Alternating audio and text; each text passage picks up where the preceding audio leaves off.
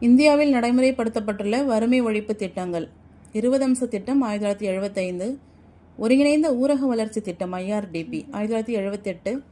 ஊரக இளைஞர்களுக்கான சுய வேலைவாய்ப்பு பயிற்சி TRISEM 1979,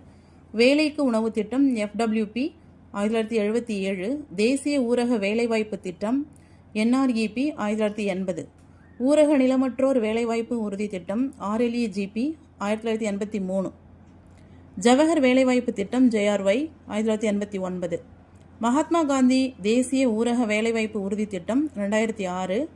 பிரதான் மந்திரி ஆதர்ஷ் கிராம் சதக் யோஜனா 2010, பாரத் நிர்மான் யோஜனா 2005, இந்திரா ஆவாஸ் யோஜனா 1985-86,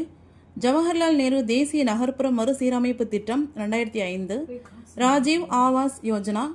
2009, தேசிய ஊரக நலத்திட்டம் 2005,